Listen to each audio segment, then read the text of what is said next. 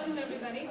For those of you just joining us, I'm the co-founder of Mosaic America, our banner right behind. My name is Priya Das, and a big thank you to San Jose Museum of Art for having us back as a curating partner. What Mosaic America does is create programs intentionally meant to bring communities together that otherwise might not have come together. So frequently, you will see in any of our events anywhere from 2 to 25 different cultures represented. We want to get conversations going. We want to understand and share our American journeys, and that's the whole point. I want to introduce the Mosaic America fellow, PC Muñoz, and then the rest is going to be history today, or legacy.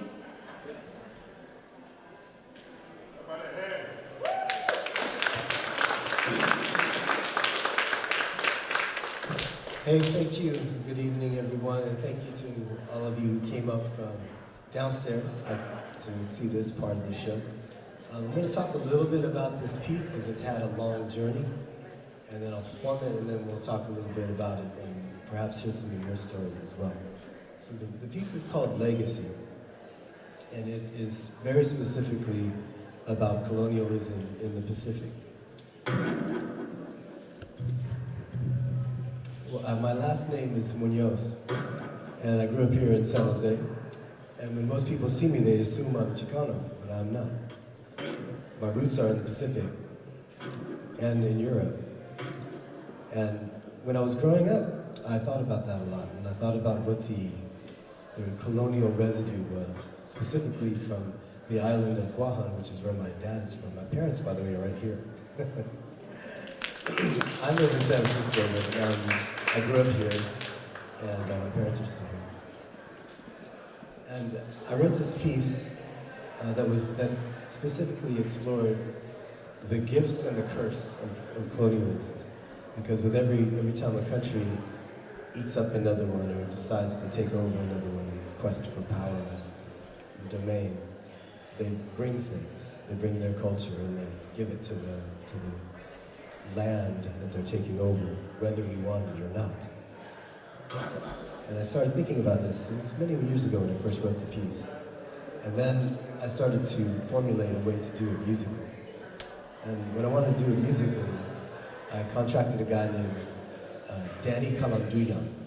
And he was a Filipino musician, great, got the National Endowment for the Arts Award from Bill Clinton. Wonderful person and wonderful player. He plays what's called the Filipino gamelan, which is called kolintang. And it's a beautiful instrument. It's a row of gongs with a lot of resonance. So I showed him the piece and I said, hey, I'd like to do this piece about colonialism in the Pacific. And he read it and said, I want to get in on this, I want to play on it. And we recorded that like in 2002.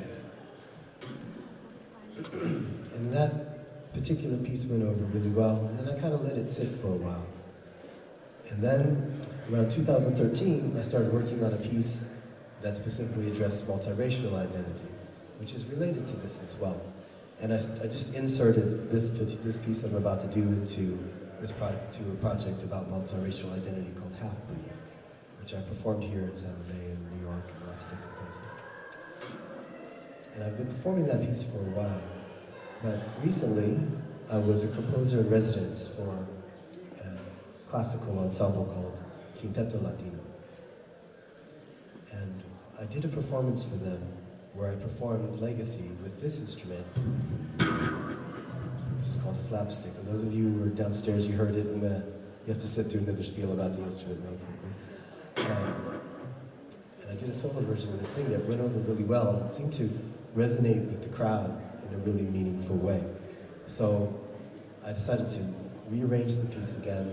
A solo piece, and record it, and it's going to come out in May with a broadside and an art card with the text on one side, and you can access the audio through a QR code or a link. I think that it resonates with people because so many of us have experience with our families coming from somewhere else, or from a mix of cultures happening within your family. And the main reason why I decided to do a version with this instrument which again is called the slapstick, is because to me the instrument calls to mind an instrument called the balembao tuzin, which is from Micronesia. It's basically a wire connected to a coconut gourd, and it has this very percussive feel, but also this sort of ethereal feel. And you find these sort of one-string instruments in a lot of different cultures. To me, the definite origin is Africa. There was an instrument called the diddley-bow. Some people feel it's related to the banjo as well, which has African roots. And then there's the berimbau, which is from Brazil. Very similar to this instrument as well, or to another one-string instrument. And then there's the Vietnamese danbao, which is also a one-string instrument. So this thread of one-string instruments can be found in a lot of different cultures. And what I found when I first picked up this instrument, it really had a resonance for me that was very, very personal. And I thought, what I'd say is that it's a way for me to connect to the ancestors in a very 21st century turbocharged way. It's a very electric instrument and kind of freaky sounds, but it's played technically in the same way that my ancestors in Micronesia may have played the balembao tuzin. And my Brazilian ancestors. By the way, has anyone here done 23andMe? Anyone done that? You did? Okay. I recently did it and had a mind-blowing experience. I'll tell you about briefly, then I'm moving to the piece. So, being a multiracial person, I was always interested in what would happen if I did 23andMe. Good Lord, I had no idea how multiracial I was. So, you can see my parents there, so you go, okay, he's a Pacific Islander and he's white. Nah, there's like, within them, they had all this other stuff, Brazilian, Chinese, African, that I didn't know about, no one knew about. So I really recommend that if you haven't done 23andMe and there's family lore about what your background is, check it out. Because there might be some correct stuff, there might be some incorrect stuff. It was very, very interesting. But finding out was further mixed than I thought. And also a bunch of South Asian blood in me as well. But the most trippy thing about the 23andMe experience was that I found a first cousin that no one in the family knew existed. Really wild. So some of my favorite cousins suddenly have a new sibling that they didn't know existed. They just met this week, because I just got my results back in last week. It's been a really trippy time. So I don't work for 23andMe. It was just such a crazy experience that I'm saying, do it if you're considering it. It's a very interesting experience. So I'm going to get in and do this piece, Legacy, for you. If you're able to close your eyes and imagine the scene as I'm describing it, that might help you get into the mood of what I'm talking about. If you can imagine an island in the middle of the Pacific, conquerors and priests landing on the island, imposing their culture and ways, and what happens to the indigenous people while that happens. Here it is.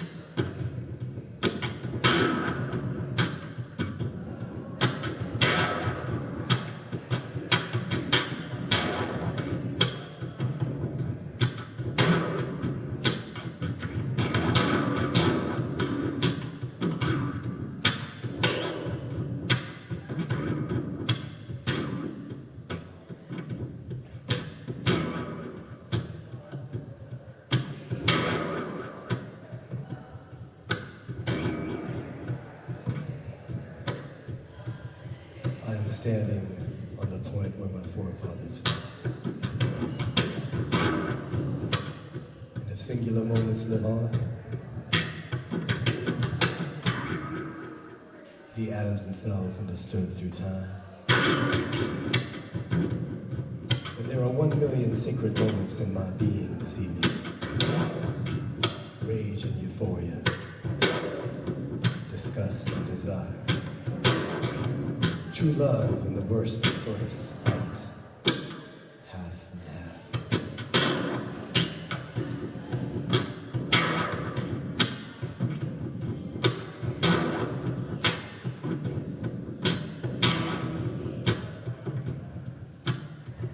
conquerors and priests with surnames like mine. Look out upon the natives. Half civilized, they say, half savage. They trade the culture for the cross as I watch, clutching my rosary half-heartedly.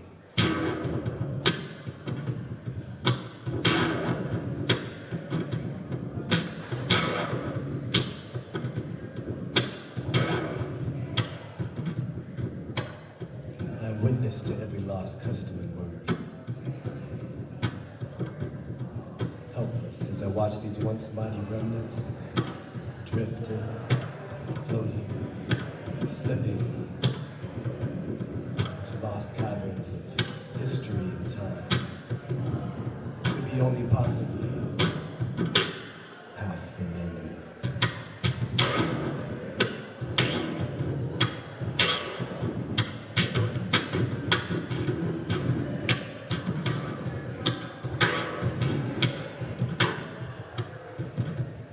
I remain standing, half bitter, half moved, tears in eyes, and pit in stomach. The legacy of my vision, in my name, and on my soul, forever.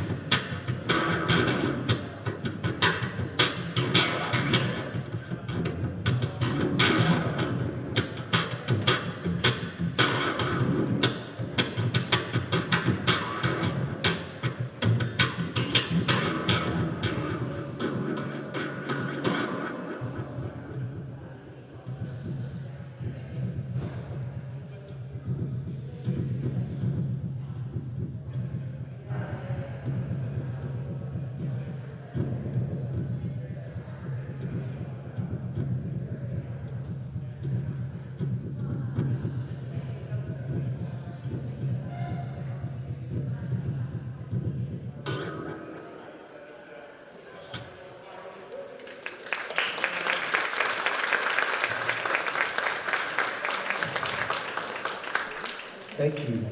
Again, that's a piece called Legacy, about colonialism in the Pacific, and I think we'll have Q&A. Anyone who has questions about the instrument, about the piece, about the history of the piece, the other recordings, happy to talk about it.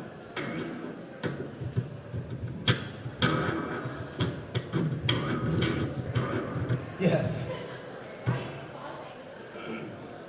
Good question. So, I call it legacy to address what's left, what's left behind in a colonial relationship. There's always something that's bestowed, and there's always something taken, and we deal with both parts of that as people who are both participating in colonialism and have been objects of it.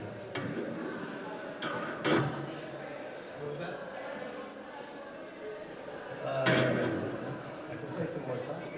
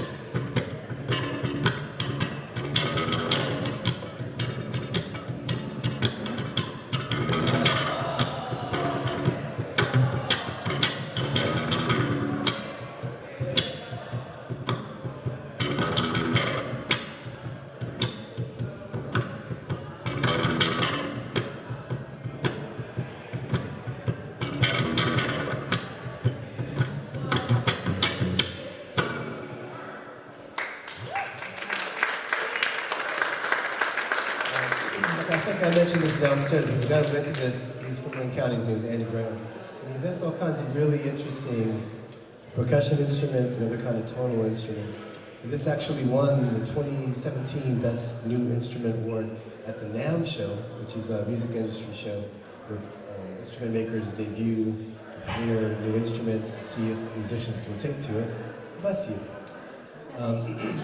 And one Best New Instrument. I didn't see it until the pandemic. I didn't see it until 2020. And as a drummer, it was immensely appealing to me because I can bend notes, and there's tone. I can play bass-like lines. I guess if you saw the RIGHTSTARTER show, you can hear that I'm kind of doing something between a bass and a drum, or bass and the drums.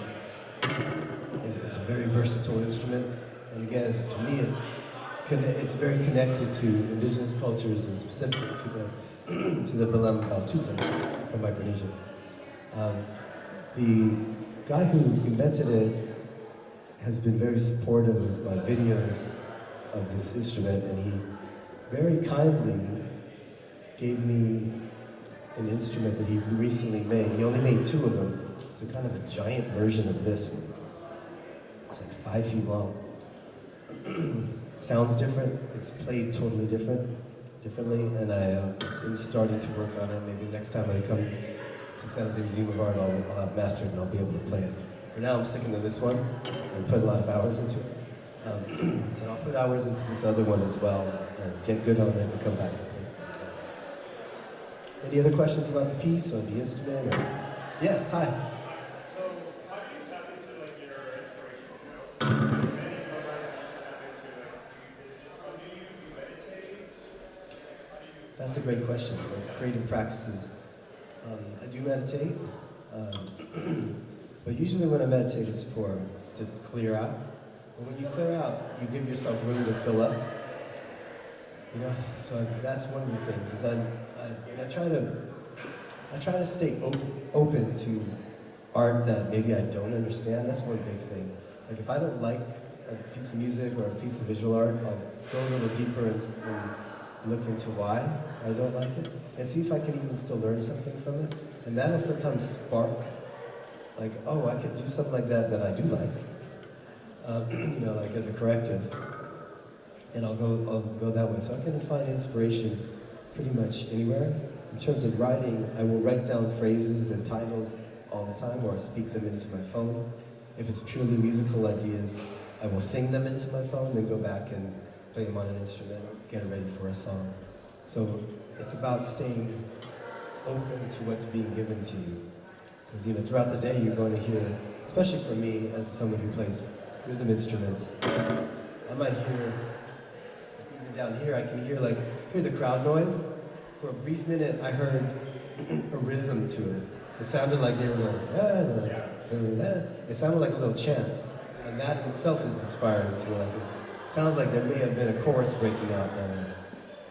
That's appealing to me. I love chants creation and using aleatoric processes, having some things be completely by chance, because that gives you a beauty that is unexpected. Oh, that answer your question? Okay.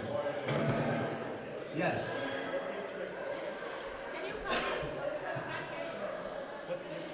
It's called a slapstick. Yeah.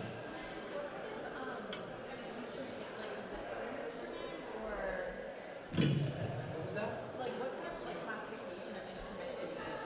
Like, yeah, it is it is basically what I call an electric drum on a stick with tone. So that's why I like it as a drummer, because I can bend notes. So there's a steel band here, and I run it through different effects to get really freaky with it. But to me, it's a drum, but it's an electric drum on a stick.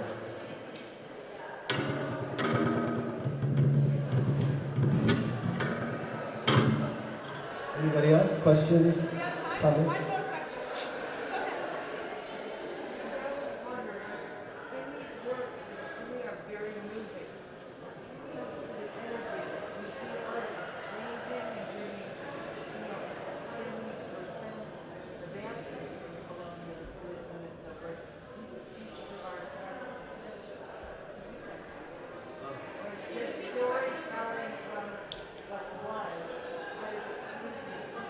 think this is my friend Diane. She said, can works like this help deal with the negative effects of colonialism? I hope so. And I think at least it sparks a conversation. So it leaves it so there's room to talk, you know?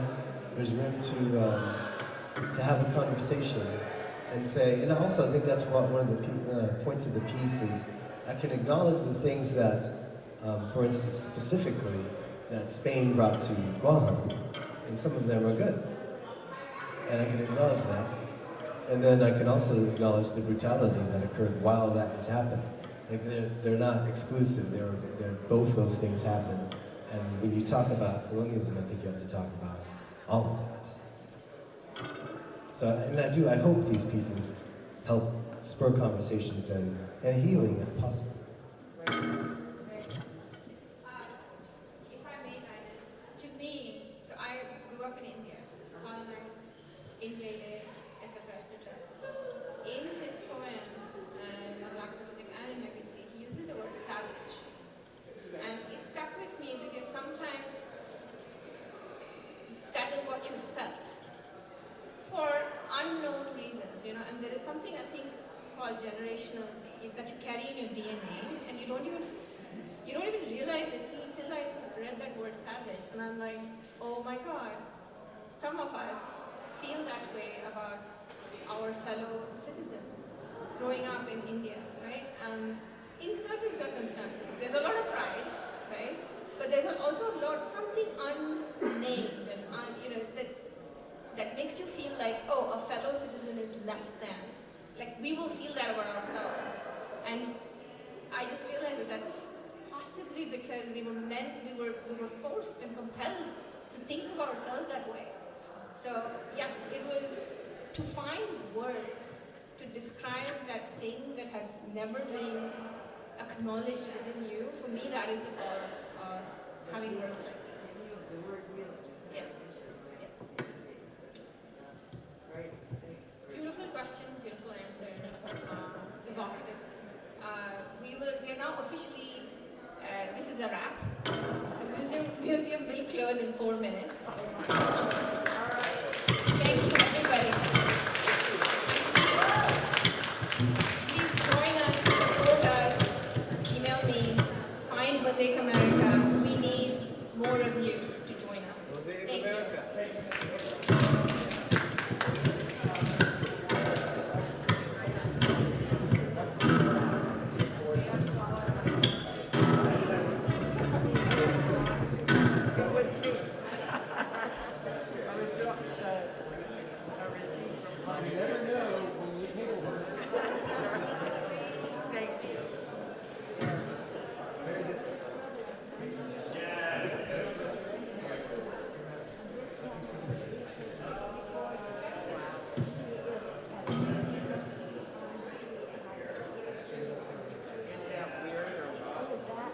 And my